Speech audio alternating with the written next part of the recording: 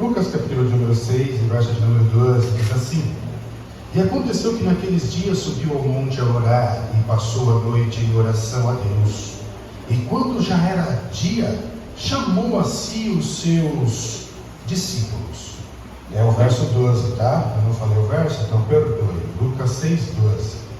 E escolheu 12 deles, a quem também deu o nome de apóstolos: Simão, o qual também chamou Pedro, e André, seu irmão, Tiago e João, Filipe e Bartolomeu, Mateus e Tomé, Tiago, filho de Alfeu, Simão Zelote, e Judas, também chamado de Tadeu, filho de Tiago, e Judas Iscariotes, que foi o que o traiu. Queridos, eu li o trecho de Lucas para que nós pudéssemos continuar a falar acerca daquilo que já propus e já falamos e já conversamos algumas quartas-feiras passadas, em outros momentos, em outros meses, acerca de fé no improvável. Então eu volto ao tema, eu resgato este tema novamente para poder falar um pouquinho mais sobre o improvável. E eu quero justamente conversar com os irmãos acerca disso, porque eu quero deixar bem claro algo em Lagoinha, São Miguel Paulista. O que eu quero deixar claro em Lagoinha, São Miguel Paulista, é o fato de Deus não trabalhar pela mesma ótica que você e nós trabalhamos. Quando nós vamos selecionar alguém para se trabalhar em um determinado local, é claro que nós vamos então colocar critérios de análise, que é o que chamamos de subjúdice, ou seja, estará sobre o olhar crítico, estará sobre análise. Então nós estipulamos critérios para poder analisar e selecionar assim então aquele suposto melhor candidato àquela vaga. Quando olhamos para Deus, nós vamos ver que Deus já parece que não trabalha nessa mesma lente, nessa mesma ótica ou vertente que o ser humano. Deus, ele usa as coisas loucas deste mundo, disse Paulo, e para confundir a sábia. Deus usa aqueles que não são para confundir aqueles que são, disse meu amigo apóstolo Paulo. Logo, Deus então ele trabalha com improváveis. E quando eu falo de improváveis, eu estou falando daquilo que aparentemente não parece ser e depois torna-se, ou seja, passa a ser aquilo que não é e agora passou a ser. Isso seria o improvável. E quando nós começamos a falar já há alguns meses atrás, eu falei com os irmãos na primeira reflexão sobre justamente os heróis da fé de Hebreus capítulo de número 11, onde o escritor caracteriza cada um daqueles homens como heróis da fé. Porém, antes de ser heróis, eles eram seres, pessoas improváveis, que passaram a ser heróis. Na segunda reflexão, aí então falamos um pouquinho sobre um jovem que não tinha condição de ser rei, e no entanto tornou-se rei, e o maior rei de Israel, o rei Davi. E não falamos somente sobre eles, mas também falamos sobre os seus guerreiros, que antes de ser valentes, que antes de ser guerreiros, eles eram pessoas improváveis que viviam na caverna de Adulão. Logo, esses seres improváveis, Davi e os seus guerreiros, fizeram uma história em Israel. Hoje, eu volto ao tema fé no improvável para falar sobre um outro grupo de gente. Agora, aquele grupo que você e eu conhecemos como discípulos e conhecemos também como apóstolos. E por que eu trago à tona os discípulos, os apóstolos, que eu os considero como improváveis? Justamente pelo fato de que Deus, ele tem um propósito primordial na terra. E eu já tenho conversado isso também com os irmãos nessa igreja. E o propósito primordial de Deus na terra é salvar o ser humano, é resgatar aquele que se havia perdido. E esse propósito primordial, ele se cumpre na pessoa do Cristo. Deus encarna, e na pessoa do Cristo, o Espírito Santo e o Pai morrem naquela cruz junto com Jesus, junto com o Filho. E o sangue de Jesus nos garante não só o céu, mas nos garante a proteção das bestas demoníacas. O sangue do Cristo nos garante o perdão dos nossos pecados. Então, quando olhamos para Jesus, Em Jesus é cumprido o propósito primordial de Deus na terra. Entretanto, esse mesmo Jesus, chega um momento em que depois que ele cumpre o seu propósito, ele precisa ser assunto, ele precisa voltar aos braços do Pai, ele precisa voltar para o Pai, e Jesus vai voltar para o Pai. Mas quem vai dar continuidade ao propósito primordial de Deus na terra? Então Jesus, ele comissiona 12 homens, e esses 12 homens são chamados de discípulos, são chamados de apóstolos. E esses 12 homens, quando você e eu analisamos com um olhar crítico, com um olhar de subjúdice, com um olhar de análise, com quem está do lado de fora, ou se você e eu colocássemos uma lente, um óculos psicológico, ou um óculos de coach, nós então diríamos para Jesus: você não soube escolher, ou as suas escolhas em relação a esses 12 não têm sucesso. Você não soube analisar, não soube escolher as pessoas que vão dar continuidade ao propósito primordial de Deus na terra. E quando eu olho para estes homens, eu vejo que em nossa era tem até um seriado, que inclusive tem um streaming próprio, e na Netflix também ele está, que é o The Chosen. E quando nós assistimos The Chosen, eu percebo que o diretor não quer dar ênfase ao Cristo, porque sobre o Cristo muitas coisas já foram produzidas em Hollywood e em outros lugares do mundo. Mas me parece que ele quer dar ênfase justamente ao grupo dos 12 discípulos, o processo de crescimento, o processo de amadurecimento, a relação do mestre com eles e quem eles serão depois que Jesus for assunto ao céu. Logo, nós vamos ver que o próprio título já denota isso: The Chosen, os escolhidos. Então aquele seriado vai falar dos escolhidos e não do Cristo. Só que se perguntasse para mim que outro título eu daria para esta série, eu diria que sim, eles são escolhidos, mas eu chamaria de Os Improváveis. Era assim que eu daria o nome. E por que daria o nome de Improváveis? Porque quando nós analisamos por essa ótica psicológica ou de coach, e eu queria aqui trazer à tona então alguns desses apóstolos, nós vamos ver que esses homens eram seres improváveis. Por exemplo, o apóstolo Pedro. Pensa numa pessoa ansiosa, irritada, impulsiva, nervosa, sem papas na língua, não tendo sabedoria para falar, usando mais a língua e a boca do que os ouvidos.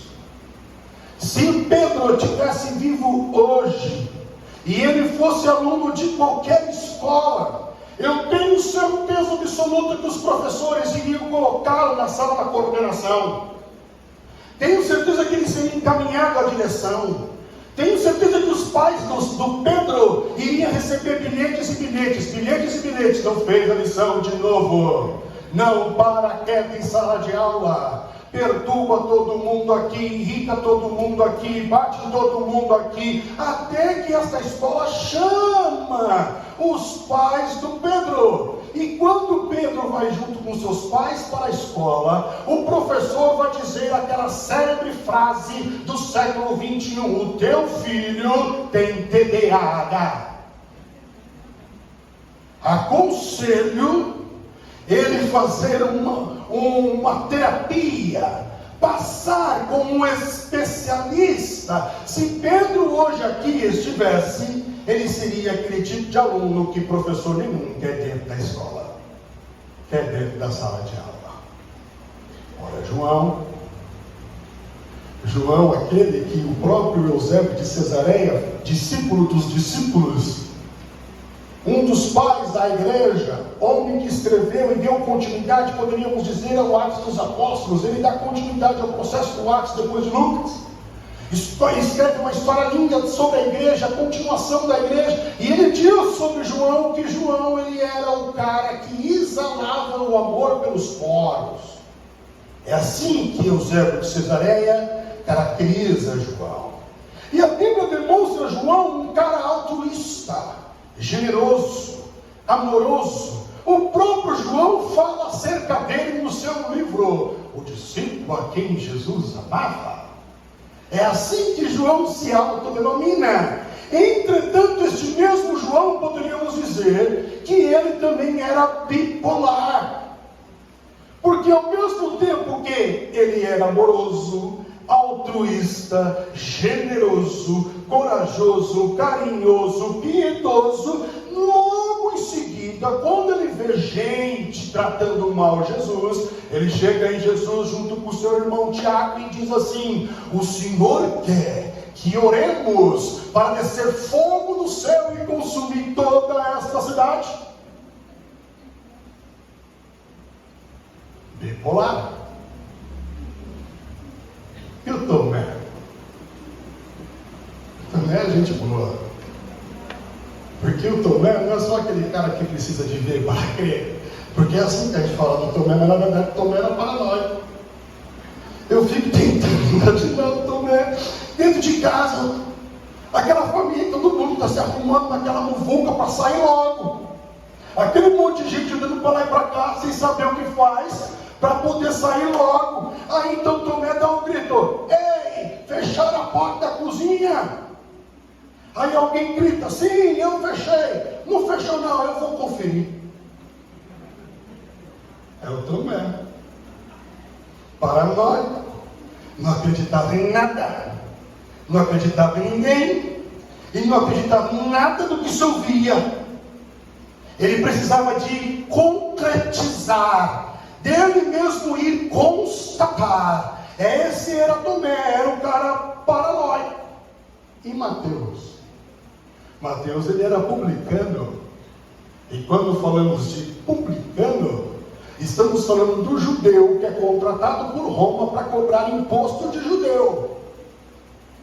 E para o judeu isso é uma afronta. E para o judeu isso é uma traição. E para o judeu isso é você ser considerado como inimigo. Mateus era tido como lixo, como réprobo, como apóstata. Este era Mateus. Para a comunidade judaica, o publicano era pior que um cachorro. Porque na época de Jesus em Israel, o cachorro que você e eu tanto estimamos e virou um negócio bem rentável, essa questão de pet, o cachorro não era bem visto e não era bem quisto. O cachorro era um animal imundo para os judeus. E os publicanos eram considerados pelos judeus de cachorro. E o que eu achei muito legal é que o diretor de The Chosen coloca o que ao lado de Mateus? Um cachorro. A mensagem que ele quer passar é um cachorro cuidando de um cão, um desprezado cuidando de um rejeitado. Mateus era político, Mateus era corrupto, Mateus ele guardava dinheiro e cobrava mais do que devia. Improvável, seres improváveis. Então, se analisássemos com o olhar da psicologia ou com o olhar de um coach, nenhum deles tinha critérios. E o Judas?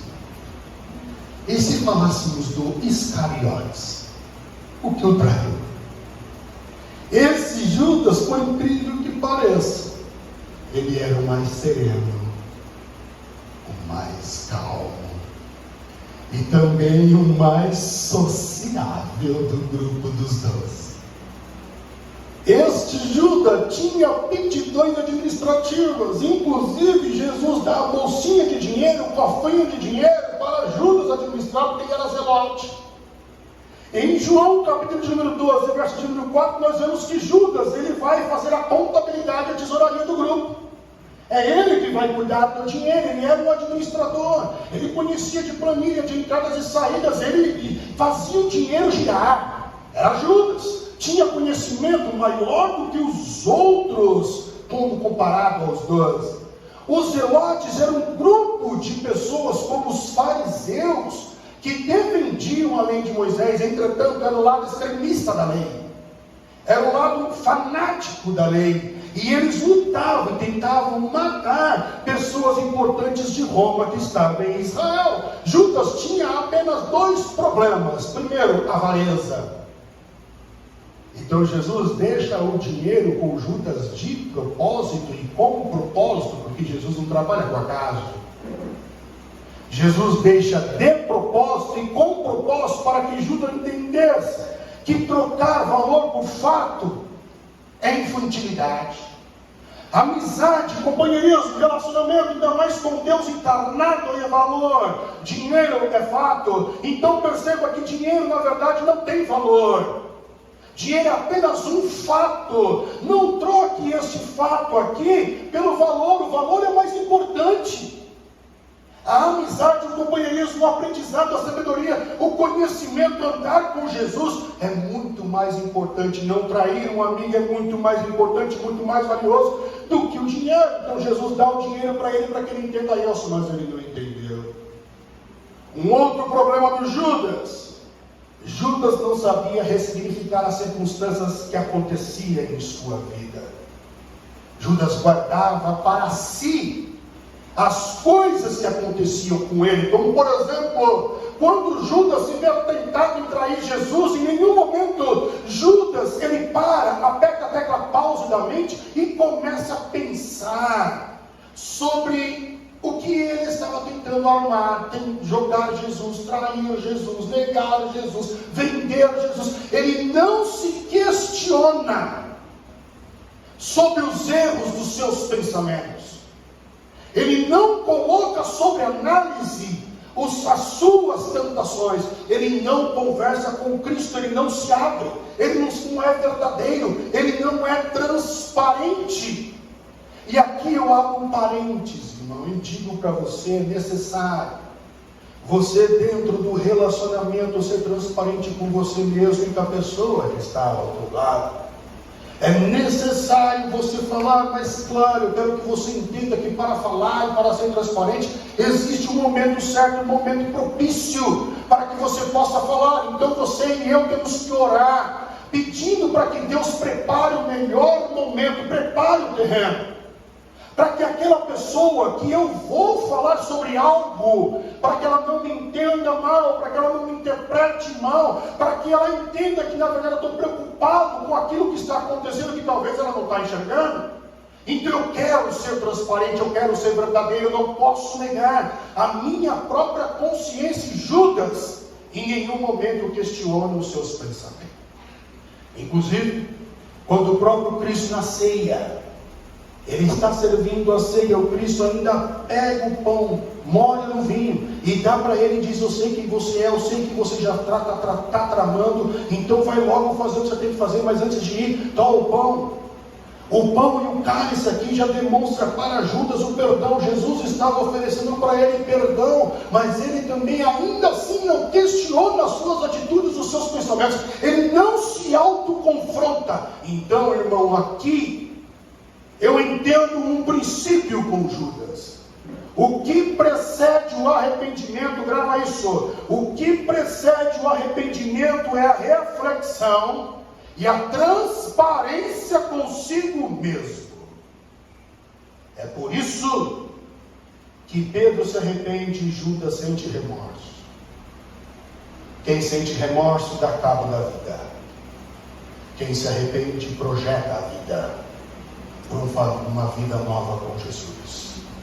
Pedro se arrepende porque refletiu, porque foi transparente, porque se autoconfrontou. Então ele projetou o futuro com Cristo. Mas Judas não. Ele sente remorso e por isso dá cabo da sua vida.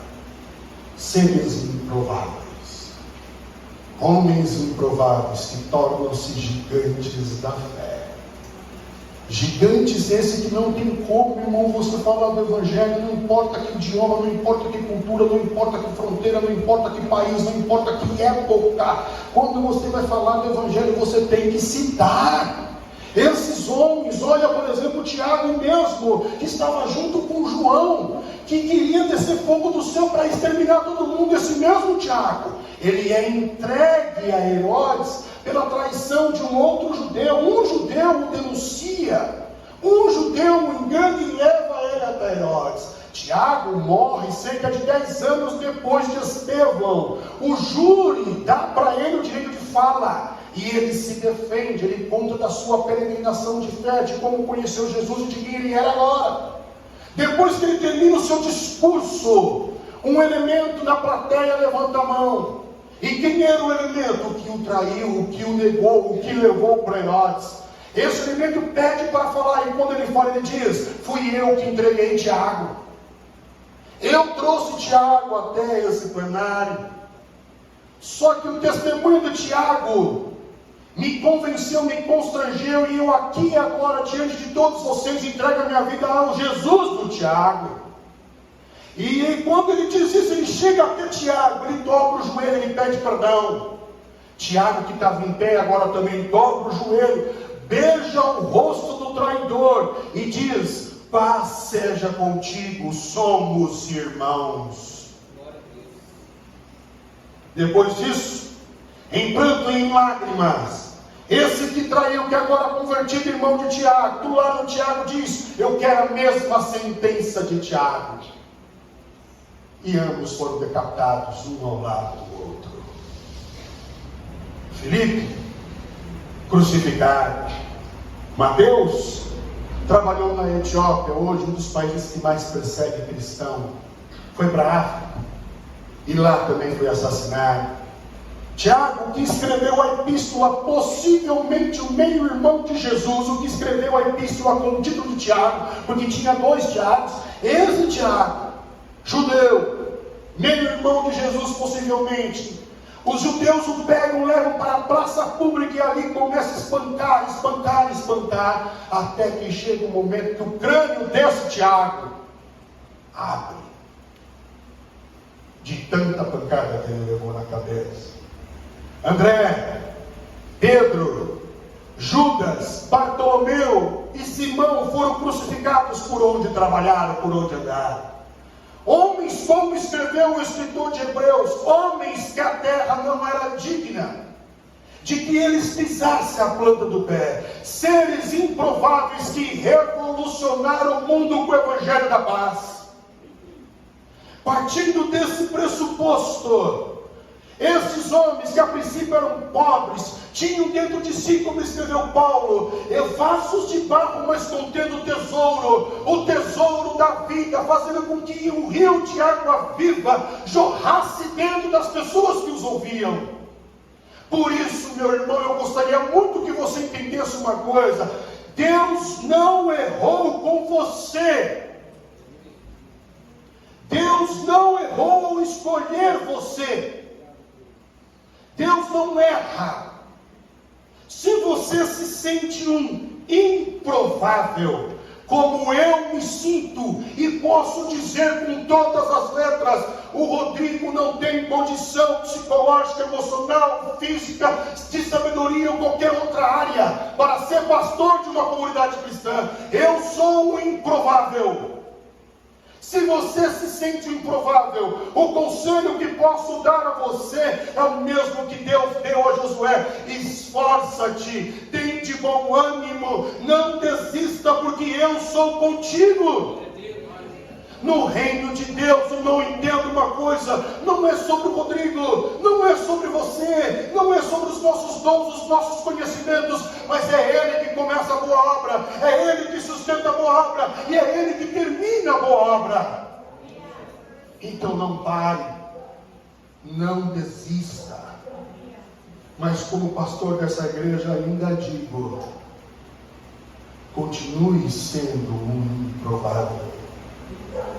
Porque o poder de Deus se manifesta só sobre a vida de improváveis. Aqueles que já são ou se sentem que são, não precisa de Deus manifestar nada. Deus só manifesta a glória e o poder dele em pessoas que são improváveis, que sabem que nada tem para oferecer, que tudo que são vem de Deus. Por isso, continue firme. Eu quero que Lagoinha São Miguel Paulista seja composta por seres improváveis. Não me preocupo se ela vai sair desse salão, se ela vai crescer hoje, não mais. Porque eu não quero perder a essência do Evangelho do Cristo, da parceria, do relacionamento, da amizade. Aqui eu quero que Jesus seja em nós e por nós e por nós, curando vida e trazendo as pessoas para o reino de Deus e manifestando agora o Pai, trazendo restauração, trazendo cura. É o que eu quero. Por isso sigamos como seres improváveis para abalar São Miguel Paulista. Que Deus os abençoe.